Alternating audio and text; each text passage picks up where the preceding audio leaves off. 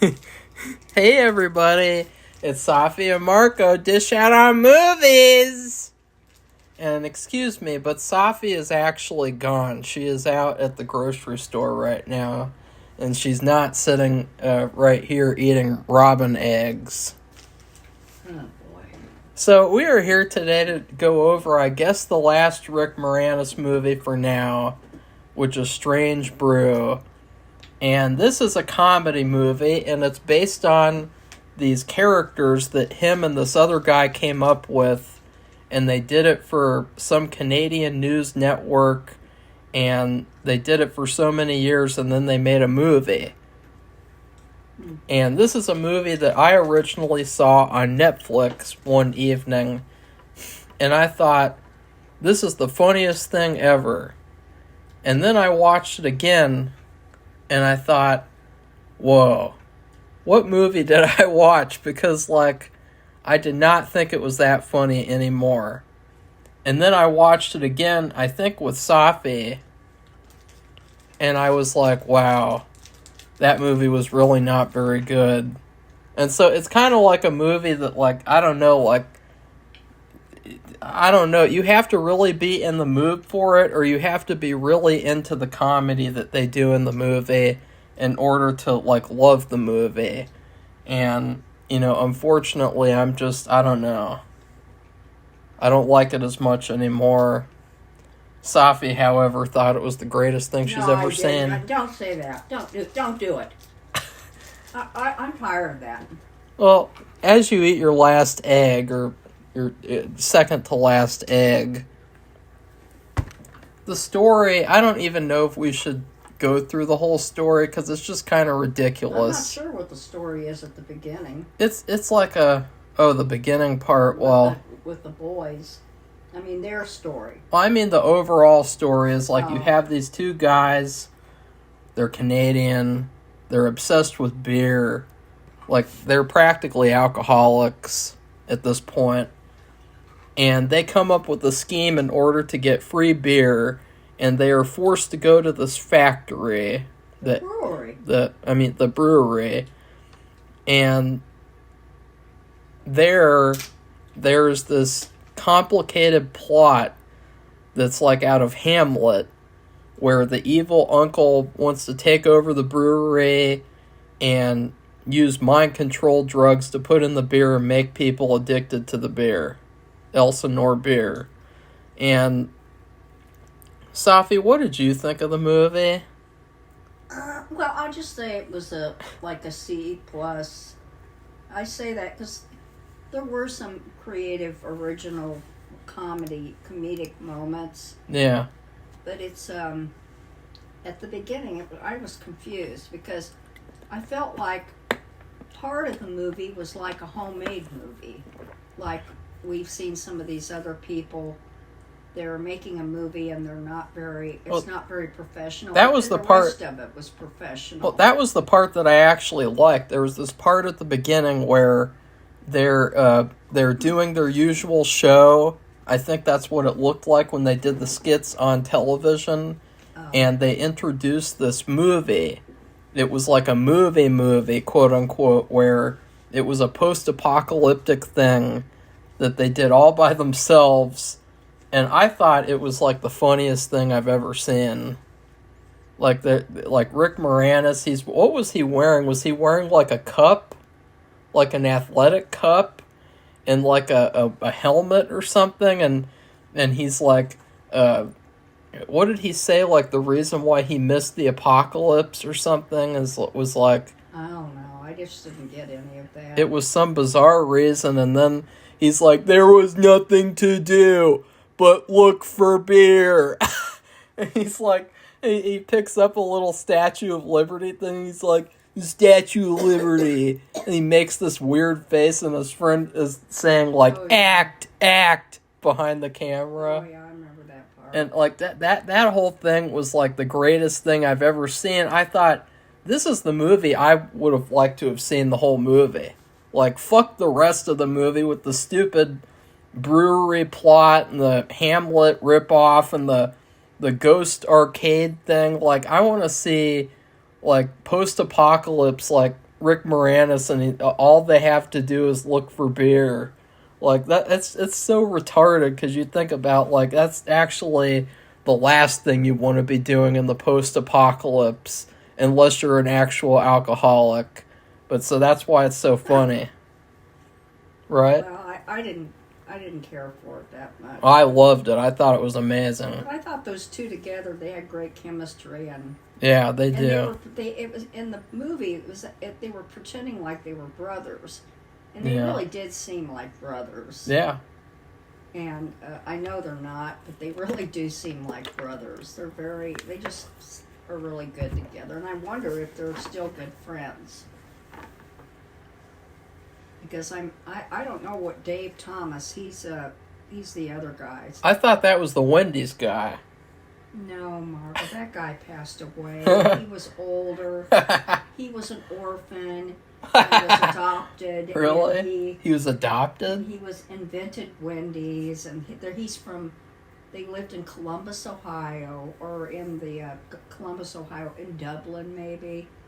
A suburb of Dublin. That no, there's no relationship to him at all. Well, did you notice also that when they went home in the movie and they saw that the parents had all the beer and that they caught them in the bedroom? Did you see it was them? Yeah.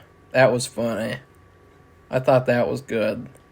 Yeah, they were just kind of dressed up differently, and it just showed their faces, like they're related to them, because they're supposed to be their parents. This movie had a lot of great gags.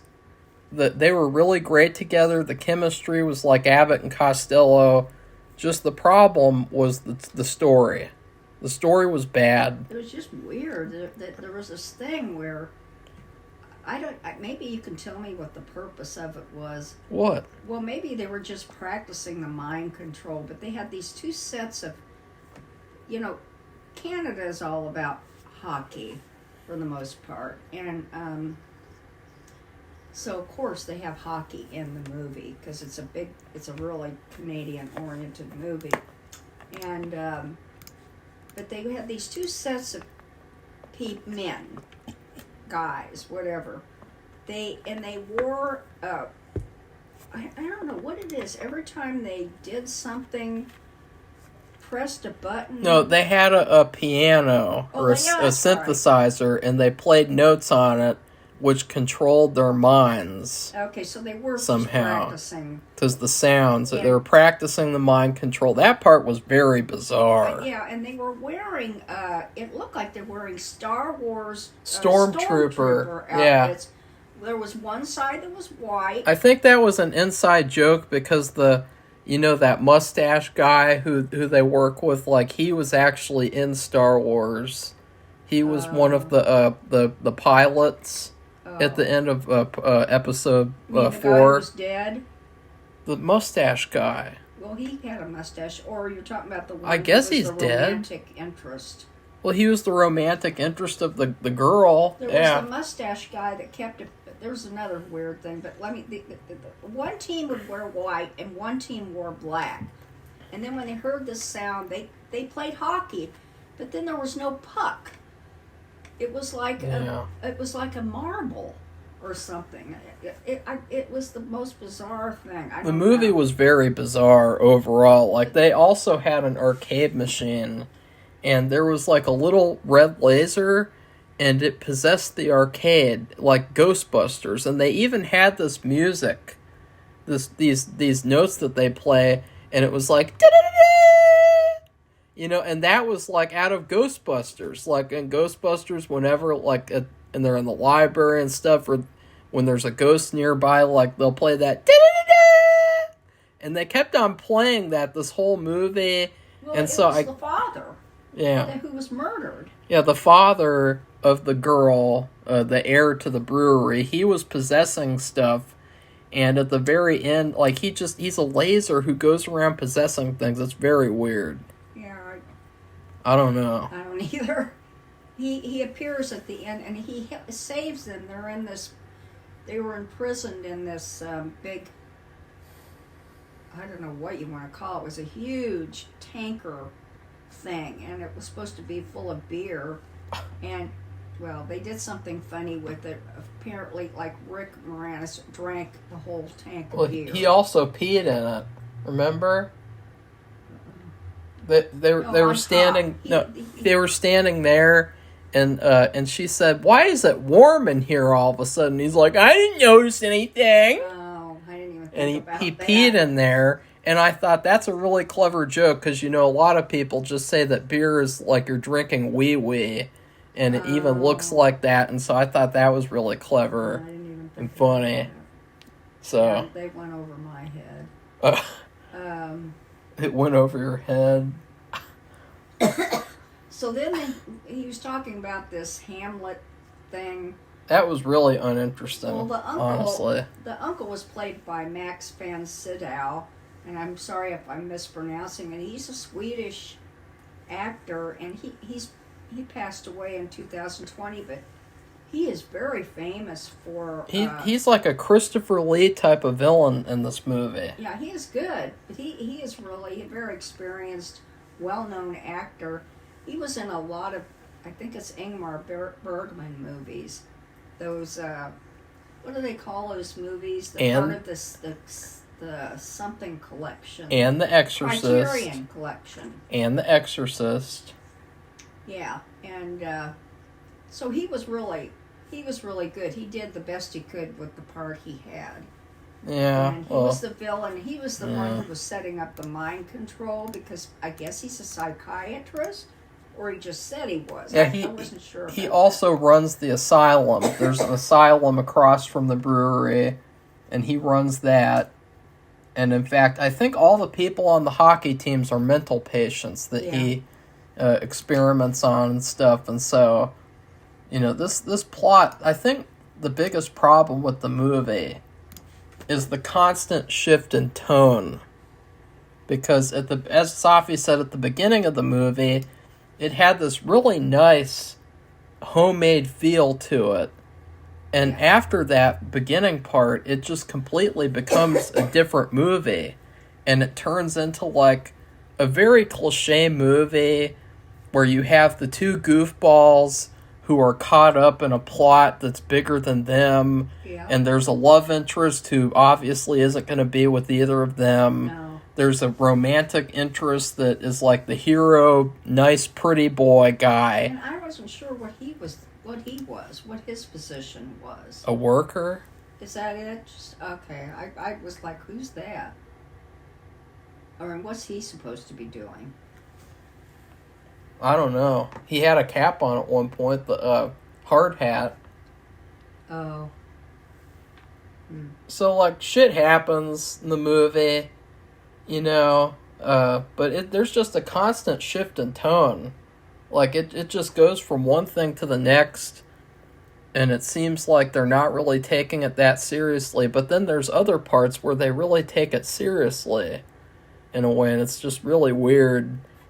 And I'd say my favorite joke in the movie is at the beginning, when Rick Moranis says that the movie that they made, they shot it in 3B, which means that 3 beers in and it's good.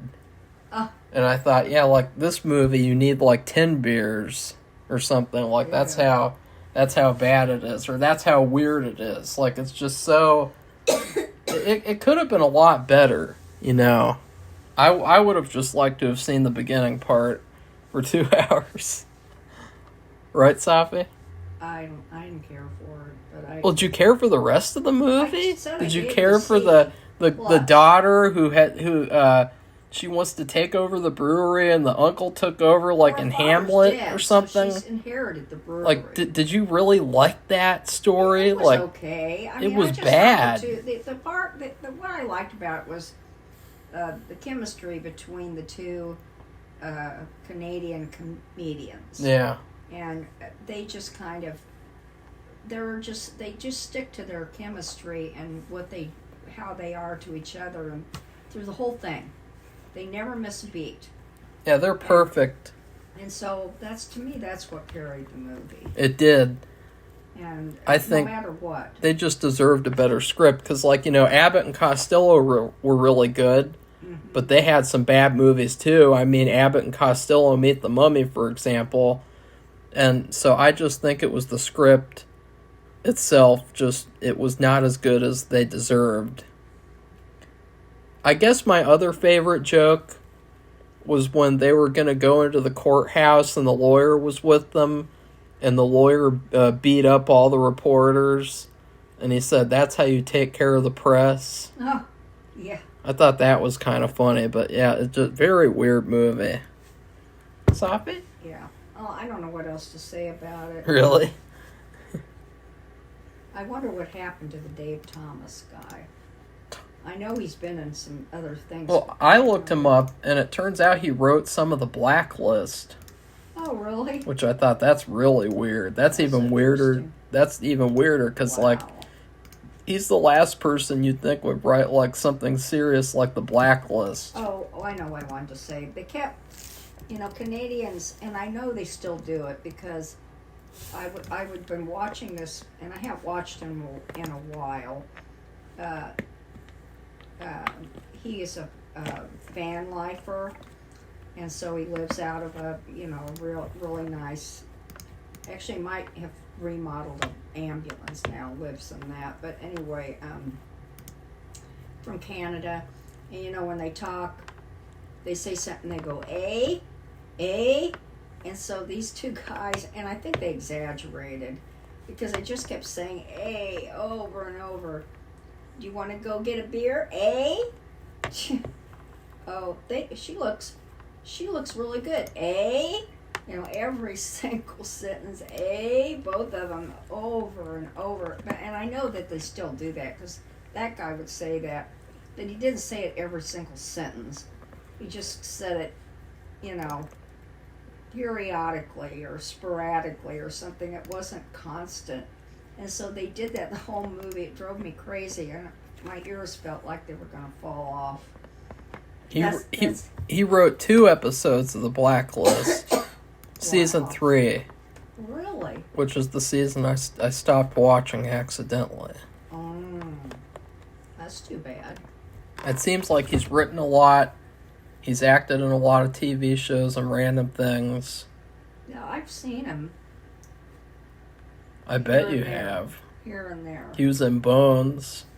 He was in How I Met Your Mother. But anyways, I didn't watch that. He was in 13 episodes of King of the Hill.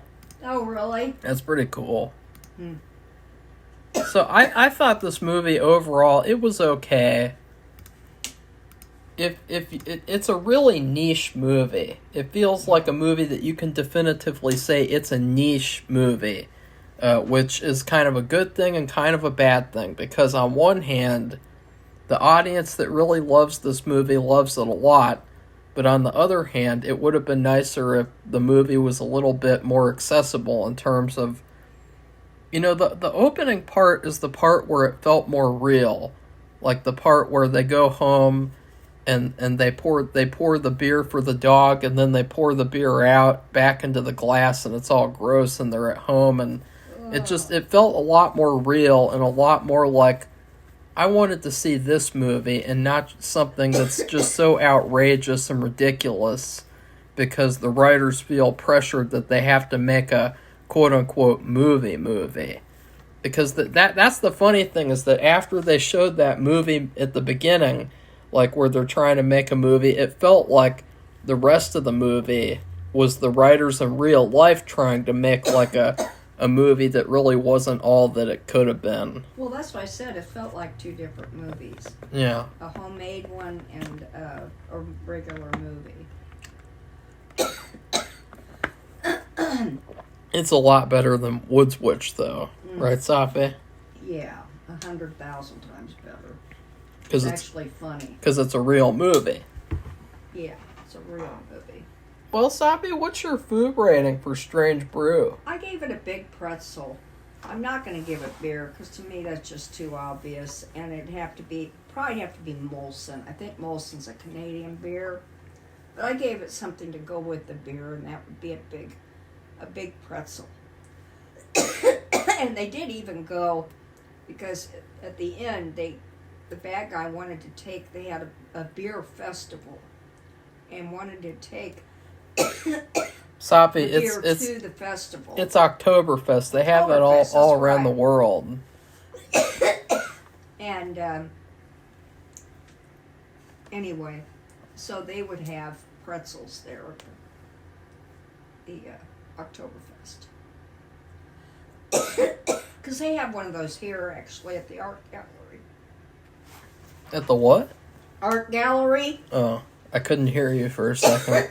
That's got something in my throat. Yeah, what is it? Beer? You have some beer stuck in your throat? Not beer. Do you drink bottled bullshit? Those big pretzels though, those were good. Well, I would give this movie, when I first saw this movie, somebody brought home all these desserts from a Christmas party where you got to take home other people's desserts if you wanted. And they brought home a banana. It was either banana cream pie or banana pudding. And, we don't really eat... it was banana pudding for sure. And we don't really eat banana-flavored desserts a lot, even though I really like banana-themed desserts. And, it was a little bit, there wasn't really as much left after their party. But it was very, very good and delicious. And it was just something where I was like, yeah, I'd love to have a full serving of this and not just a little tiny helping like this, like a couple of spoonfuls. And so I felt like that was this movie for me, was that the part at the beginning with their homemade movie was the couple of spoonfuls that I ate, and I was wanting the rest of the movie to be like that little amount that I had. It was probably mine because I made a banana dessert. No, Safi, it was someone else's. Okay. Well, I do make a banana chocolate. Well, it wasn't yours. Dessert. I would remember. It wasn't yours. I have made it for them. Don't take credit for things that you don't do. Marco, cut it out. That's plagiarism. That's thieving. Oh, okay. Don't burglarize other people's recipes. In fact, maybe I should make that for Easter for dessert. I was gonna make flan. Ew. Well, flan is really hard to. It's the caramel sauce in the bottom. If you don't clean that up really fast, it's real hard to clean the dish. Well, a banana chocolate dessert for Easter? It wasn't chocolate. It was banana pudding. I know. Did you listen to my rating? The banana chocolate. We're not talking about your banana dessert. We're talking about someone else's. I know, but I said I want. Maybe I should make that for Easter. And it was really good. This is really good too. Really? Yeah. Prove it. Banana chocolate. I just have to look it up. What do you dip a banana in chocolate? No. I can do that myself. I get some chocolate sauce and dip the banana in it. But you don't even like to use bananas. There's bananas constantly on the counter. They get so old that there's bugs coming out of them. No, there's not. And they split open and there's black stuff everywhere. And you're like, I'm going to make banana bread. And then 5 weeks later, there's flies buzzing around it and maggots are crawling out of it. He's exaggerating. And we have to throw it away because the kitchen stinks. He's lying. Totally lying. Really? You are supposed to have kind of rotten kind of bananas to make banana bread. You can't make banana bread with fresh Not bananas. So rotten that Oscar the Grouch be eating them. I don't know. Let's go take a picture. Go look and see. No, Marco. Yeah, we're going to take a picture. I don't know if we have the flour to make it. Oh, well, throw them away then. I will. No, not before I take a picture. You do that, Marco. You go right ahead. You can make some banana beer. You like banana beer. You've got banana beer in Africa. And your little strange brew trip. Type of banana. They're not made with sweet bananas. They're made with why don't you adapt to plantains. the recipe? I don't drink beer, and I'm not making that. But I like beer. No, you don't. You don't drink No, I beer. don't. I'm just quoting someone else who does. Yeah, I know. Marco doesn't drink very much either, so. No. You don't need to. We don't want to. I'm too busy getting high on Strange Brew. By watching Strange Brew, that's all the high that I need from laughing. Well, that's like that. That's all the high that I need. Okay, well, so... Where do you get high, Safi? Oh, God. Huh?